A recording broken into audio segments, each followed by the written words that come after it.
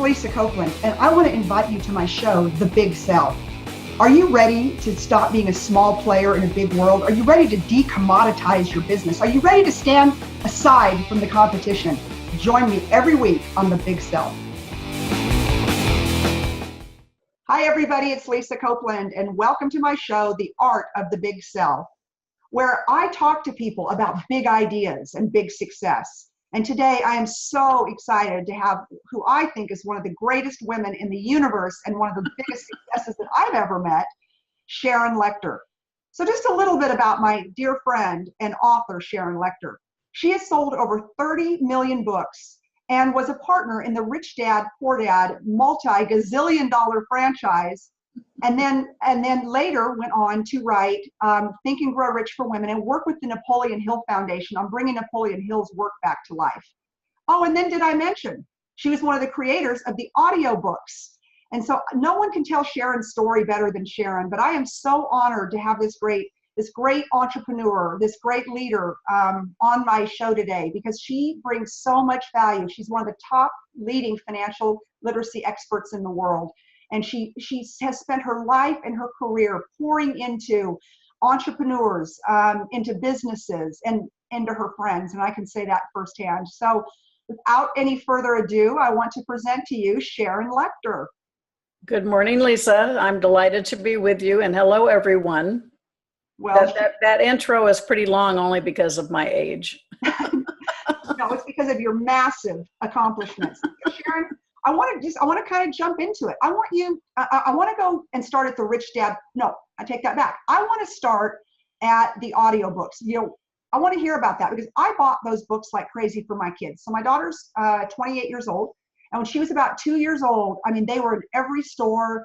I used to read her Cinderella, Mickey Mouse, and she just loved when I would hit the Cinderella button and Cinderella would speak to her. And just the fact that was you, it's unbelievable to me. So I want to hear about that. And what was the big idea behind those audiobooks?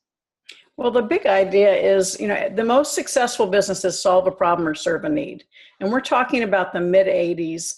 And it was a time when children weren't really into reading very much. And I met the inventor, and we actually both served on the American Cancer Society board. So we became friends through nonprofits. And he actually hired my husband, Michael, to do the patent on the work. And we're talking about the sound books, not just audiobooks, sound books that had the strips down the side where you would the sound books are what I was talking about. So, okay, so that's the sound book. Okay. And so I said, this kind of technology is fantastic. So as friends, we started collaborating, and then he brought me on to help build the business. And we went from 1 million to 9 to 23. And in the fourth year, we were approaching 52 million is when we sold the company. But what was brilliant about what we did, and I say this because it was taking that big idea, but saying, how can you get that big idea into people's hands? All right. So we had this new technology, and back then bookstores were very quiet places. And, little old ladies behind the counter said, get out of here. We don't want things that make noise in our bookstores. So we said, well, how can we get people to trust us with this new technology? And that was when we decided to partner with people that parents trusted.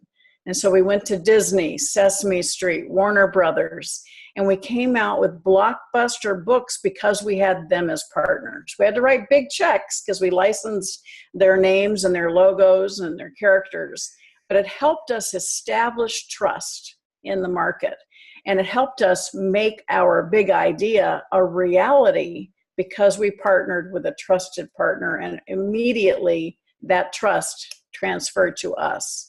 And so that's when you're thinking of your idea and your big idea, that power of association, which I teach, is so important. And that's why when you and I work together on various events, it's the power of association that allows you to tell the world that it's not just a one-woman fight. It's not just a one-person fight. It is a mission, a movement. And so we really did, create an entire industry. And I tell my techie friends that I think we were the first disruptive technology because bookstores became very active places after that. Yeah, I think about that, but you're so right. But, now, like if you were to go to a Barnes and Noble, just the ones that are left, it's a coffee shop, it's a Starbucks, there's games, there's, all kinds of things going on. And I think they might sell a few books along the way, but it really is about entertainment. And so that's so cool to know that you blazed the path for that. All right, so you sold that company, and then you became a partner in the Rich Dad, Poor Dad, I want to say franchise, but just the phenomena of that. And so tell us about that. Well, that was also, we moved to Arizona in 1991. And in 92, our oldest son went off to college, and he left in September, came home in December, and asked us to bail him out because he'd gotten himself into credit card debt. I was pretty mad at him, but I was more mad at myself. So it was December of 1992 when I dedicated the rest of my career to financial literacy and financial education, and it's still my passion today. And fast forward a few years, again, somebody went in to see my husband to get his intellectual property expertise and advice, and his name was Robert Kiyosaki, and he had on flip-flops and Hawaiian shorts and shirt, and my husband had the corner office in this big law firm, and he helped him create basically patent the idea for the cash flow game. And I met him at the beta test. I was the only one who got out of the rat race. And so I really love the idea. I volunteered to help because of my background with the talking books and games. I was able to bring in my contacts and my manufacturing systems to help create that game as a reality. And in that process, Robert asked me to become his partner and write the book Rich Dad, Poor Dad, because he wanted to sell this game for $200. And I said, well, you probably need something that shares your philosophy, that's either free or that you can give away or very inexpensive. And so most people don't realize we literally wrote Rich Dad, Poor Dad as a brochure for the board game. We thought our brand was cash flow because that was the name of the game. We never expected that we would write more books after Rich Dad. And the book, of course, took on a life of its own, and the world said, no, your brand is Rich Dad, not cash flow. And so then we decided, okay, we'll write 3 books. So we wrote Rich Dad, Cash Flow Quadrant, and Rich Dad's Guide to Investing, thinking, okay, that's our trilogy. Well, 15 books later in that series of the books that I co-authored, and then we established a whole new series called Rich Dad Advisors, written by people on specific topics. We became a mega book company, and something that we just were listening to the market and what the demands and requests were from our customers. Continued to concentrate on supporting the game and doing more advanced versions of the game. But again, it was all centered around financial education, and we launched that in 1997 and built that over a 10-year period to a huge success. And I don't really think it was because of us. I think it was the right message at the right time. And it was a huge viral success before the internet. So we went around, we were over 100 different countries, over 50 languages. And it was really because we were sharing a story. And that was the big idea, was don't preach, share. And so instead of saying, this is what you have to do, you have to do this, you have to do this, you have to do this, people kind of back up when they get that. We were sharing stories of how others had done things. And by sharing that, people could say, if he can do that, I can. If she can do that, maybe I can.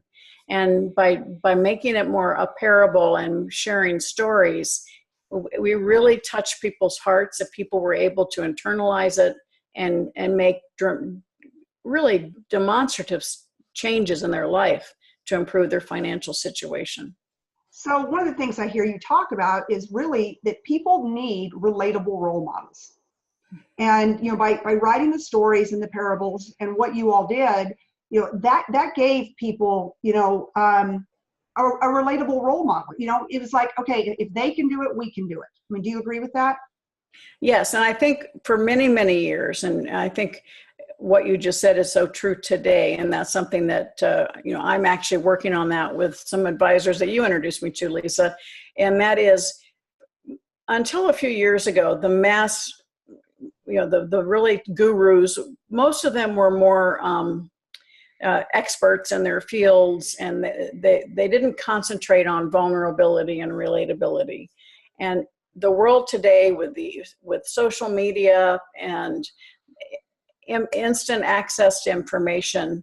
You know, the successful people today are much more relatable and vulnerable. And I think we were a little bit ahead of the curve on that when we did Rich Dad as well. And I think that might have something to do with our success, because we were touching people in their hearts, not just in their minds. And they would see things that they could do for themselves. And it's something that I think all of us, because you want to be smart. When you're on camera or on stage, you want to look like you know what you're talking about. Right. And yet you need to be real and authentic, and show the audience that you've had a few bumps and bruises along the way too. Well, just listening to both of these stories, like you were absolutely, you have led, I mean, you're not a follower, you have led all of these, initiatives or these businesses. Like you were truly the disruptor, from the talking books to, of course, this financial literacy. So to have two big wins like that in life is unusual. I mean, it's not even unusual. I mean, typically, you'd only have one, but then you had the second one with Rich Dad. So after 10 years, I know you dissolved the partnership, you sold out, and then talk to us about what happened then. Well, and I think, with Rich Dad, the really disruptive thing that we did, I just want to add to what you just said, and then I'll address this question, is we made it to the #1 and made it to the New York Times on our own. And then the big publishers came to look at us, and we were getting these traditional publishing contracts. And with my husband Mike's help, we said, no, we want a partnership. And so we actually disrupted the publishing industry by demanding a joint venture within our publication of the Rich Dad series, because we had earned the right. We had established the success. We had gotten the level of sales. We'd sold 1 million books before we went with a major publisher. And so today, many, many well-known authors have joint ventures with publishers. And so we definitely kind of disrupted the publishing industry when we did the Rich Dad deal as well. But to your question, when I made the decision in 2007 to walk away, we were at the height of our success, but it wasn't a good thing for me. And I made that decision because my partner wanted to go into franchising. I didn't agree with the model. It was a great model for us, not for the franchisee. So I made the decision to leave, and not knowing what was going to happen. I thought Rich Dad, Poor Dad, the Rich Dad company was going to be my legacy, because it was my baby. I'd helped birth it. I gave all those books, built the company, did all the strategic partnerships, did all the agreements. And it was kind of like walking away from everything you built. So it was like I didn't know what was going to happen to me. And I wasn't sure what the future held, but I knew that I was making the right decision for my own personal health. And sometimes you have to close one door for other doors of opportunity to open. And a few months later, I got a phone call from the White House asking me to be on the first President's Advisory Council for Financial Literacy. I wouldn't have gotten that call had I still been at Rich Dad. Wow. A few months later, I got the phone call from Don Green, Napoleon Hill Foundation, asking me to step into the #1 personal development brand in the world, a book, Think and Grow Rich, I read when I was 19. So not only had I built the #1 personal finance brand, but now I'm being asked to help reinvigorate the #1 personal development brand. I would not have gotten that phone call had I still been at Rich Dad. So everybody watching, I ask you, and I know, Lisa, you and I've had this conversation, and first time you heard me speak, you heard this. Sometimes you have to close a door for other doors of opportunity to open. So what door do you need to close? Right. And then I think it's important too that sometimes, and I've talked about this recently, that you don't let that closed door reopen sometimes, because sometimes when you close a door, it's tempting to let it crack or to let it reopen or to go back in time. And I think my best advice, based on what I know and my experiences, and of course, just our conversations are, sometimes it just isn't worth it. Once you close that door and you move forward, lock it. Well, you're the one with the background in automotive, but I do have a little automotive story. I tell entrepreneurs, I said, you are in the driver's seat and you have your foot on the accelerator, and you have this windshield, so you can go in so many different directions. That big idea, what problem are you going to solve? What need are you going to serve? You have the opportunity to go in every direction. Your rear view mirror is very small, and that's because not to let the past pull you back. just look at it, learn from it, and keep going forward. And it's something that is an analogy I heard many, many years ago, and it's something that I really believe is so true, because for many of us, we tend to make a mistake and we brand ourselves and we carry it around with us forever. And I go, don't let the past pull you back. Focus on the future and put that foot on the accelerator, because the world needs you. The world needs your expertise and what you have to offer. And when you talk about the art of the big sell, you can't focus on the future, right, if part of your focus is on the past. And isn't that hard? And I think especially for women, is to leave that baggage on the shelf, just to put it on the shelf, be done with it, and to move forward. But what I found is that people with big ideas, they don't have just one big idea. They have a lot of big ideas, and they're very, like you, they're very agile. You're able to say, okay, we had the talking books, it's a success, sold it, done. Now we have the Rich Dad Company, great, amazing success. Okay, now we're done, and let's go. And that's one thing I really admire about you, is that I don't see you ever look in the rearview mirror. But I would be remiss not to ask you, because, and we haven't even finished all of your success story.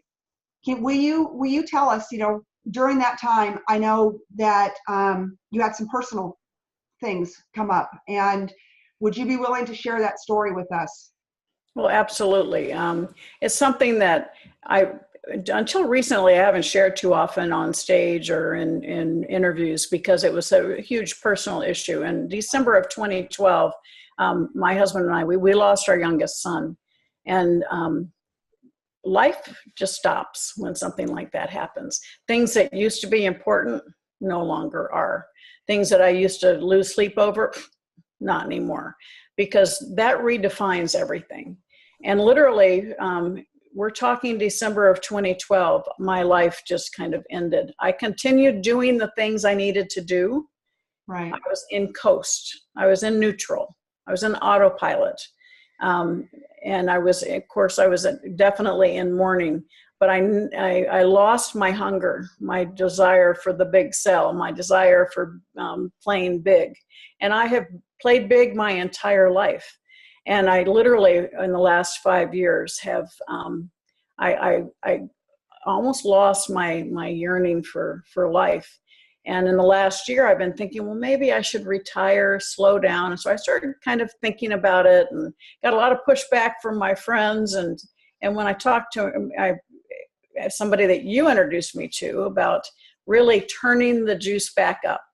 And I got such a great feedback from the people that I spoke to about it, and most importantly from my own family. Right. And saying, you people still need to hear from you. You still need to, you have more to give, more to offer. And so I'm in a whole redefining mode right now. In 2018, I'm playing big again. Oh. And I'm inviting people to come along with me, because it's not worth it to play small, right?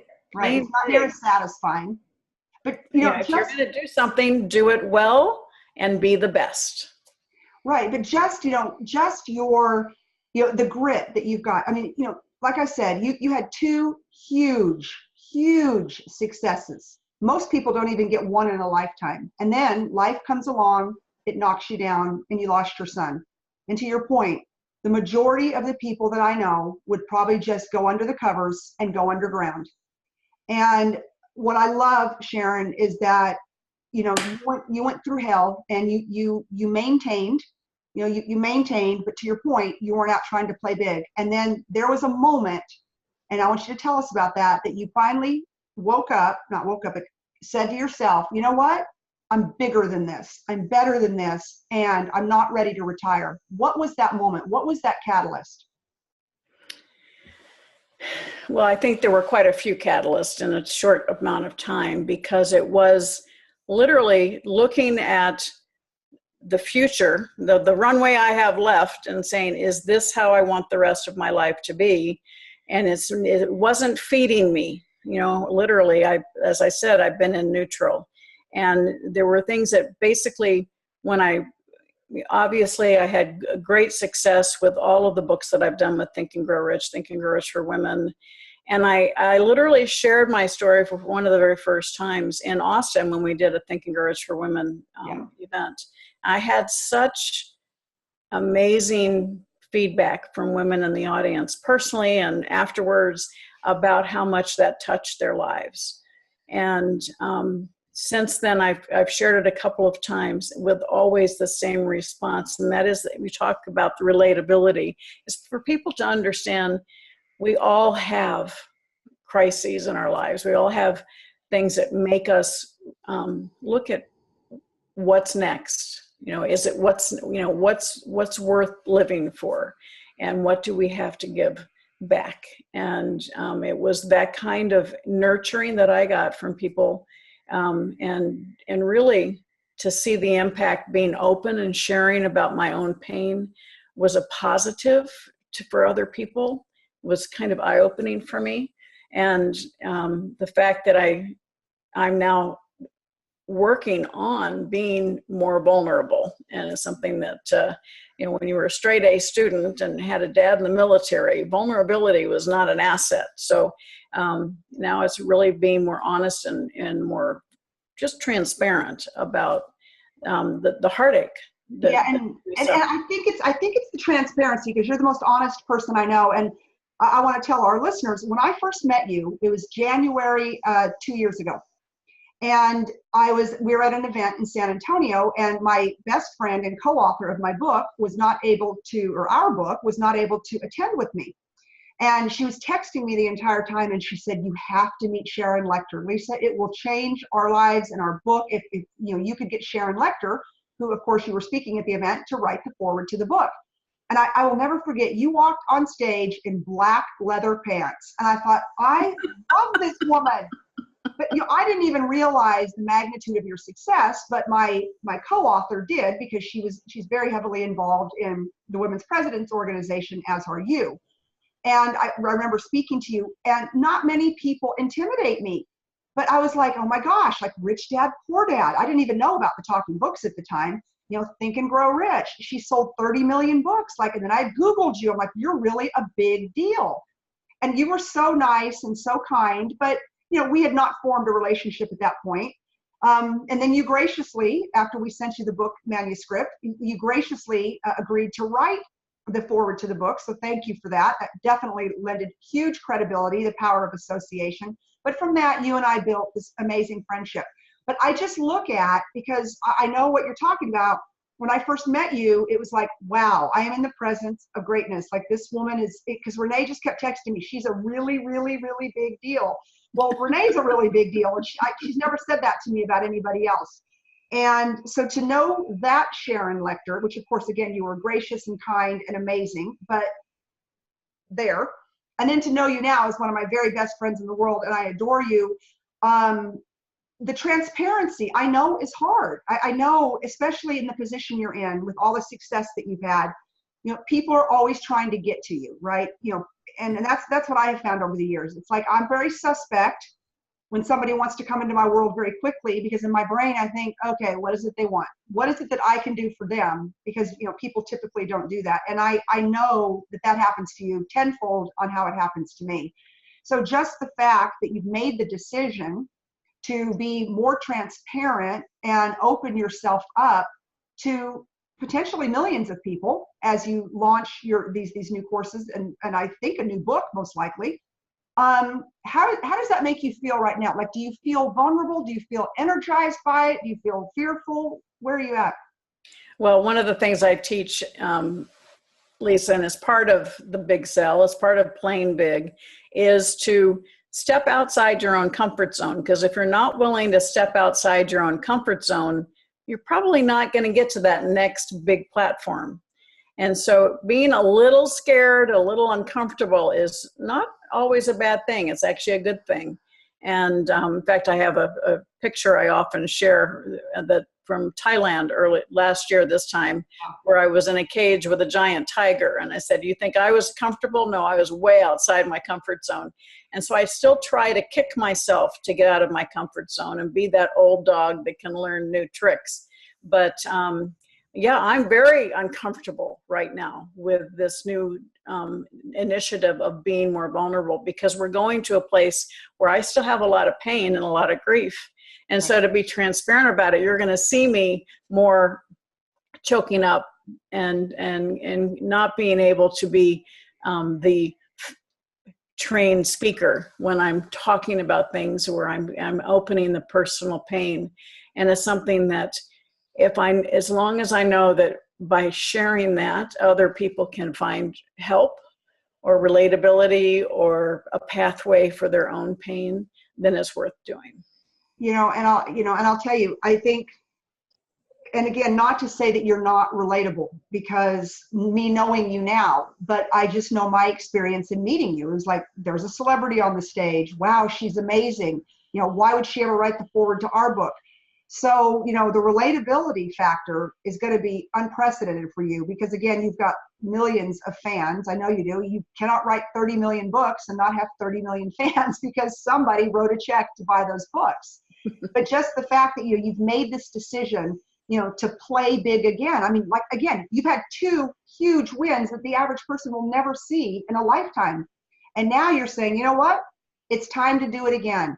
And that message, I believe, for both men and women, when they see what you're developing, the courses and the books, that it's okay, that life can sometimes stop us dead in our tracks. And, so many people that will follow you have not had, to me, the worst life event you can have, and that's losing a child.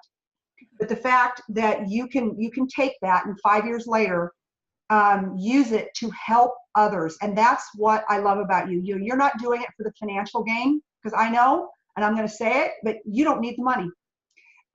You've had all the success, but you're doing it for the gain of other people. You're one of the most selfless people that I know.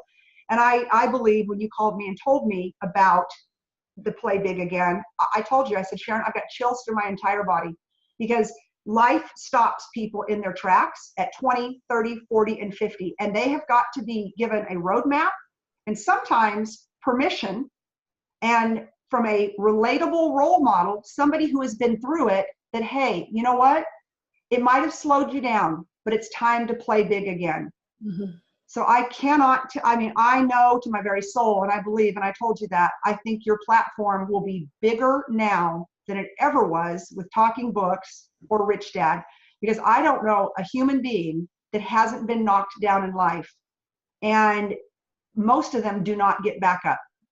And I've always believed that you have one time around this earth, one time around the sun, to build your legacy, to build your life. And you're going to show people how to do that again. In fact, I don't know of any author really that has not only written a book, but created the course on how to do that. So what kind of responsibility do you feel to your followers? Like, what is it that Play Big is going to do? Play Big Again. What do you see the big idea or the takeaway from that? Well, so many times people lack self-confidence, and that's why they don't play big. They play small. They stay in their comfort zone. And so I want to share things that we've done that anyone can do. I mean, everything I've done in my career, someone else could do as well. And the issue is taking that risk and looking and saying, how can I get to a bigger platform? What association can take me to where I need to go? My message, every one of you has a message. You are all experts. And what I want to do is help train you on becoming the authority. And getting you from expert to authority is when people start calling you and want you to be part of their organization, or they want to learn from you. And so once you're the authority, you have the opportunity to improve the lives of millions of people. And that's really, at the end of the day, I tell the story, Lisa, when I was a little kid, my dad would ask me every night, have you added value to someone's life today? Mm. And that reminder just a few months ago was really one of the things that kicked me into going back into the game, was the fact that I was feeling like I wasn't feeling energized anymore. And I said, for me to feel energized, I have to go back to say, yes, I'm out there and I'm doing everything in my power to add value to other people's lives.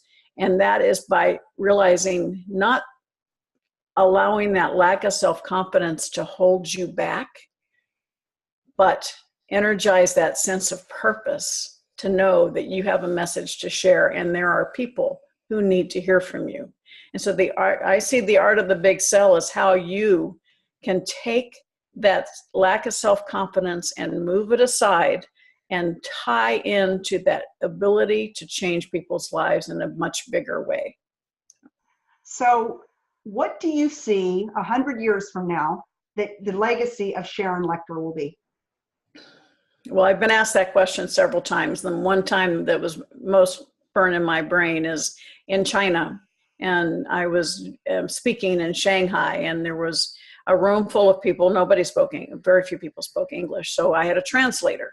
And so during the Q&A, a young man stood up and asked a question to me. And of course, he asked it in Chinese, and the whole room started booing him. And I'm going, uh-oh, I wonder what this is. So my translator, who happened to also be a dear friend, said, Sharon, you don't need to answer this question.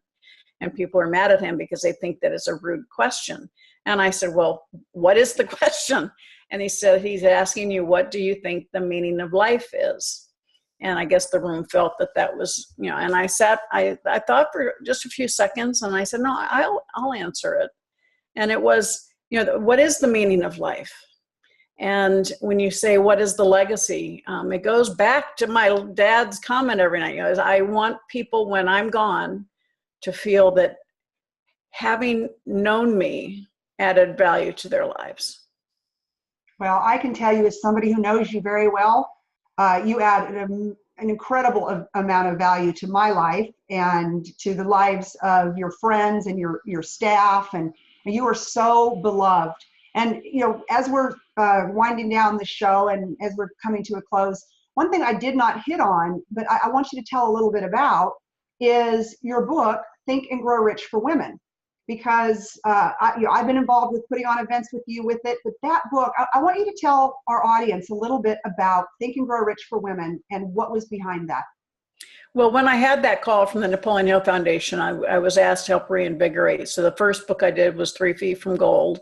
And then the month we were releasing that was when they called me with this hidden manuscript called Outwitting the Devil, which is an incredible book ever, everybody, best book ever. It's a must read. It's a great, great book written by Napoleon Hill, and it was hidden away for 75 years because his wife was afraid of the title. But then as we were releasing that, a lot of things were happening in the world that were frustrating me as it related to women. And I had always kind of resisted doing a book specifically for women, even though, I helped write Rich Woman, but it's something that I felt at the time needed to be done.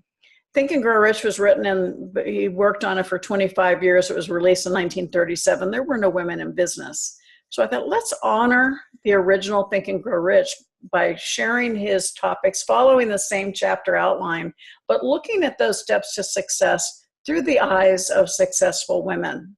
I interviewed and researched women of history. Over 300 women are highlighted in the book.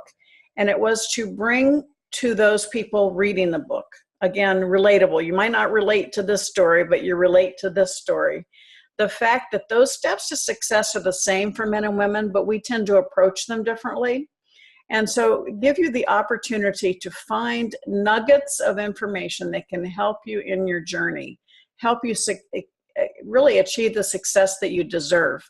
But there were two things that were really driving me. I was unhappy with the dialogue. So many women were out there complaining and criticizing and talking about the men who stand in their way. And all of that may be true. But if you understand the law of attraction, when you spew negativity, what do you get back? Negativity. So I said, let's change the dialogue. Let's highlight the successes women have had. Let's highlight and acknowledge and celebrate the men who are supportive of women. And if we start concentrating on celebration of women and the men that support us, we will get more success as opposed to focusing on the criticizing. And then the second thing that really was my driving force was this concept of women constantly thinking about work-life balance. And I don't believe there is balance. We all have one big life, and our life includes our business, our family, our spiritual life, our physical life, our financial life. All of those things come together to create one big life. And if you're not happy with the time you spent with your kids yesterday, just make different choices today. Don't spend precious time today worrying and fretting over the past. That rearview mirror, just learn from it and make different choices going forward. So those were really the two driving forces internally for me to write Think and Grow Rich for Women. And I've just been so thrilled with the response. It's been fantastic.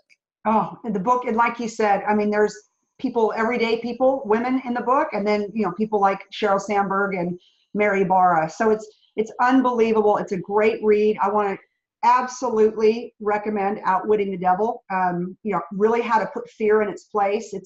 I think it's the best book I've ever read in my life. Sharon knows that. I said at some point I need to get royalties on this book because all the time I am recommending it and people are posting, Lisa, you're right. Outwitting the Devil is the best book ever. Well, Sharon, as we draw to a close, thank you so very much. And what a treasure you are. And, you know, I can't even imagine 100 years from now when you and I are in heaven up there on that cloud, you know, reading our legacies, because I think that, you know, you and I both fundamentally believe that your legacy is not your end of life story, but it's your everyday story. And you have the ability to change it, correct it, and write a new one by the choices that you make. And that you and I both believe that we don't, you know, that fear should not stop you from success. And fear, I mean, look what you're doing. You are writing this new chapter in your life. You know, you've made this decision after just a monstrous amount of success. And you had mentioned earlier that you thought you should retire. And I know you said that to me one time, and I was like, no, you cannot retire. And you know what? There's no way you would. I think that you're going to be 110 years old and still preaching from the mountaintops, and people are still going to listen, because what you have to say is life-changing. Will you let everyone know how they can get a hold of you and how they can follow you? Well, absolutely. Thank you. SharonLechter.com, and it's SharonLechter.com. I have my own podcast that you can find on my website as well. I have lots of weekly blogs coming out. So lots of my books are all listed there. So please visit me for information. If you want a specific question, write to me at info@Sharon Lechter. And of course, I'm on Facebook, LinkedIn, Twitter, all of it under Sharon Lechter. So please, I would love to hear from each of you. And you're a lot more on Facebook nowadays with that beautiful granddaughter of yours, Annalise. So, you know, just saying. Anyways, Sharon, thank you again. This has been a great time and just great information and so valuable. And I guess my closing thoughts are, the big idea is that you're never done until you're done. And you can make a choice at any point in time to start over and to commit to play big again. So thank you, Sharon. Thank you, Lisa.